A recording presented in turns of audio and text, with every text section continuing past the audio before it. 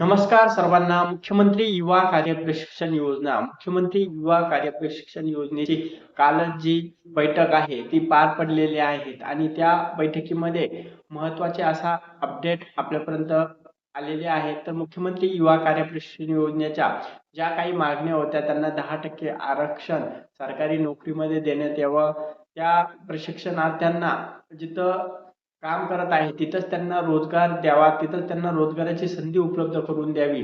अशा बऱ्याचशा ज्या मागण्या आहेत त्याच्यामध्ये मुख्यतः त्यांचं जे वयमर्यादा आहे ती शिथिल करण्यात यावी, अशा ज्या मुख्य मागण्या आहेत तर त्या बैठकीमध्ये तिथं आयुक्तालयाकडे पाठवलेल्या आहेत.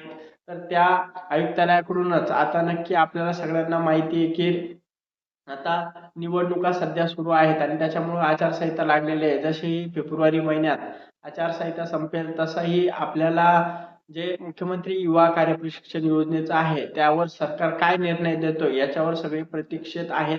त्यानंतर जर सरकारने यामध्ये जर चांगला प्रतिसाद, चांगला जर निर्णय दिला नाही, सरकारने याच्यावर काही कुठलाही पाऊल उचललं नाही, तर मुख्यमंत्री युवा कार्य प्रशिक्षण योजनेतील सगळे प्रशिक्षणार्थी बालाजी पाटील चाकूरकर साहेब, तुकाराम बाबा यांच्यासह सगळे प्रशिक्षणार्थी सगळ्या जिल्ह्यामधील यांच्यामध्ये परत एकदा मुंबईला पूर्ण कुटुंबासह आंदोलन करणार आहेत असा इशारा सुद्धा दिलेला आहे. तर याप्रमाणे मुख्यमंत्री युवा कार्य प्रशिक्षण योजनेतील जे सगळे काही प्रशिक्षणार्थी आहेत त्या सगळ्या प्रशिक्षणार्थ्यांच्या मागण्या नक्की हे सरकार मान्य करतंय का प्रशिक्षणार्थ्यांना परत एकदा मोर्चा करण्याची वेळ येते तर ते बघणं खूप गरजेचं आहे. फेब्रुवारी नंतर आचारसंहिता संपल्यानंतर आपल्याला समजेल की सरकार यावर निर्णय घेतंय का, सरकार कशा पद्धतीने निर्णय घेत आहे. सरकारने जर यावर निर्णय घेतला नाही तर सगळे प्रशिक्षणार्थी रस्त्यावर कुटुंबासह उतरणार आहेत आणि आपल्या हक्काच्या लढ्यासाठी लढणार आहेत. तर नक्कीच यासाठी महत्त्वाचे अपडेट आपल्यापर्यंत घेऊन येणार आहेत. त्याच्यामुळं